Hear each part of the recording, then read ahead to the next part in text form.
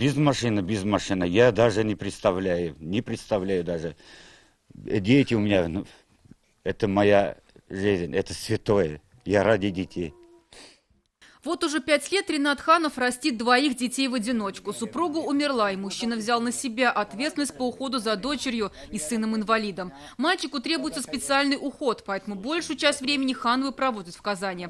Без машины никак. 2 года назад знакомый таксист Рустам Каримулин предложил купить у него автомобиль за 220 тысяч. Они согласились. Ринат Ханов и его брат Фердинанд собрали все свои сбережения, оформили договор купли-продажи, сумму оплатили наличкой. Документы, в том числе ПТС, получили на руки. И все было хорошо, пока этим летом не приехали приставы. Заявили, что данная машина стояла у ворот, находится у вас в залоге, заложена в банк, Юникредит. Машину не трогать, не царапать, ничего.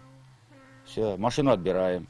Решение есть, у нас судебное решение, мы исполнители. Это был как гром среди ясного неба. О том, что 2016 года машина заложена, нам предыдущий собственник не сообщал, говорят братья. А при регистрации в ГИБДД автомобиль без проблем поставили на учет и информацию не проверили. Никто не сказал.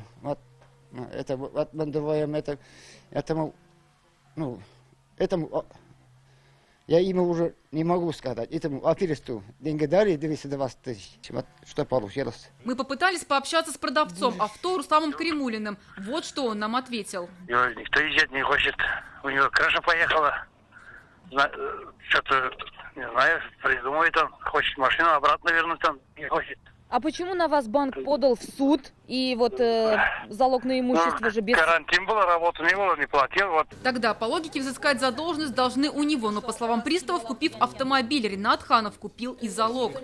Согласно действующему законодательству, право собственности залогового имущества переходит к новому владельцу и не отменяет залога. В связи с чем новый владелец обязан предоставить заложенное имущество для обращения взыскания. В ГИБДД утверждают, при регистрации машины информации о залоге в их базе не было. Ограничения появились тогда, когда приставы наложили арест на имущество, а банк уведомления о залоге не направлял. По информации, содержащейся в ведомственных учетах МВД России, запрет на совершение регистрационных действий с указанным транспортным средством был наложен службой судебных приставов 24 июня 2020 года. На момент регистрации транспортного средства за новым собственником, а именно 14 июня 2019 года, какие-либо запреты на их совершение отсутствовали. Плюс ко всему, на руках у нового владельца были все документы, в том числе ПТС. Как тогда банки следят за сохранностью залогового имущества? На этот вопрос в Юникредитбанке нам пока не ответили. Ждем их позиции. Если в целом, то Ринат Ханов не первый, кто попался на такую удочку. Подобные ситуации встречаются на каждом шагу. И, как правило, в таких случаях закон оказывается не на стороне нового владельца. Юристы поясняют, покупатель сам обязан проверять информацию о залоге в реестре уведомлений на сайте Нотариальной палаты.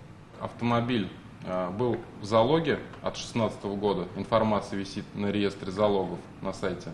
Если была ситуация, что человек не убедился, что автомобиль в залоге, и он мог эту информацию узнать, в данной ситуации автомобиль у него изымут, и он здесь единственное, что может, это потребовать денежные средства с предыдущего продавца. Еще раз запомните этот сайт – реестр залогов. В поиске по данным вы можете проверить, заложено ли имущество в банке. Только в этом случае можно будет доказать, что вы добросовестный покупатель. Получается, что в сделке, в которой участвовал продавец, банк и ГИБДД, крайним все же остается покупатель. И разве это не брешь в законе, раз никто никого не обязан уведомлять о залоговом статусе имущества? И теперь то, что покупатель не знал о залоге, становится лишь его проблемой. И машину у него отберут в любом случае. И он останется и без транспорта, и без денег. А вот прежний владелец автомобиля за счет его продажи смог и деньги получить, и избавиться от кредитного бремени. Сейчас Ринат Ханов хочет хотя бы вернуть свои деньги, подав в суд на продавца. А пока ему снова придется все тащить на себе, потому что средств на покупку нового транспорта у семьи нет.